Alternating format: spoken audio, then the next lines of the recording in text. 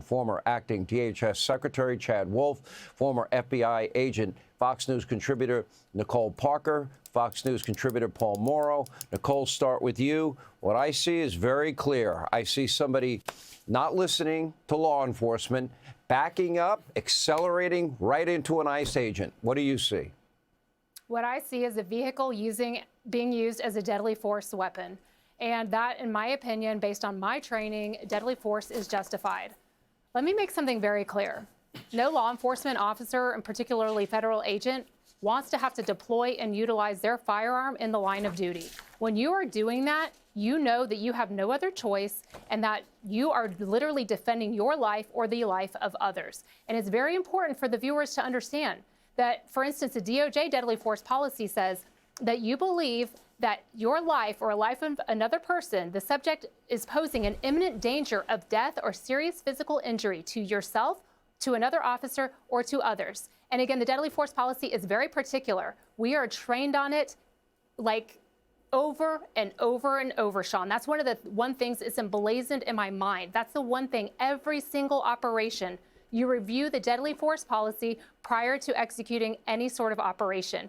We are trained on deadly force legal training. We are trained on firearms training, defensive tactics training, less than lethal force training. We literally would go before a legal panel and we would go through scenarios over and over with fake firearms with lasers on them, and we had to justify what we did, and they would play scenarios out on a film in front of us, and we had to stand in front of that video and act it out as if it was real. So let me make one thing very clear.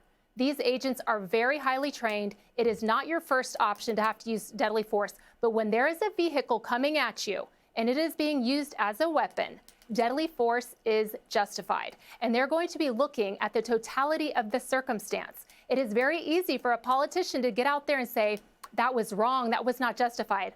That is inappropriate. It is wrong for them to do that. Let the FBI conduct their investigation, and they will look at the reasonableness of the agent at the time that it occurred. Everything comes down to the perspective of the agent. Did they believe that their life or someone else's life was in danger of death or serious physical injury? And that is what it will be based on. And again, let me make something else very clear. It's all about action versus reaction. And it's very easy for people to criticize. But until you have had a deadly force weapon come barreling at you like a vehicle, or you have had someone fire a gun at you, you are not in the position to make a judgment call on this, and you need to leave it up to the FBI to conduct the full investigation. Chad Wolf, maybe you can expand on what Nicole's saying in terms of the training. And we've had these other incidents, as Christy Noe mentioned earlier today, of vehicles used as weapons and ramming into ICE agents. Yeah, absolutely. Look, threats to ICE agents are up 100%, right? You have rocks and bricks being thrown at them. You have a sniper in Texas who was taking shots at him. So if you're an ICE agent and you go into a sanctuary city, you understand the threats that are against you. You know that local politicians don't want you there. You know that the local police department is not going to support you. And so you have all of this, and then you have an incident like you have today, and you're quickly outnumbered by individuals there in the community. And so you really do have to look at the totality of the circumstances that are surrounding these incidents. And in this case, you clearly have someone who is not adhering to the officer's commands, right, is obstructing, is doing a variety of different things. So it's a very difficult situation that these ICE officers have to go into, particularly when you have a mayor like Mayor Fry and Governor Walz who are just fanning the flames with their rhetoric and really their nonsensical description and words today. None of what they said is true. It doesn't make any sense. And I think, unfortunately, a lot of people see that and they believe it. And then they go out and they do what they did today. Yeah, let's get your take, Paul Mauro.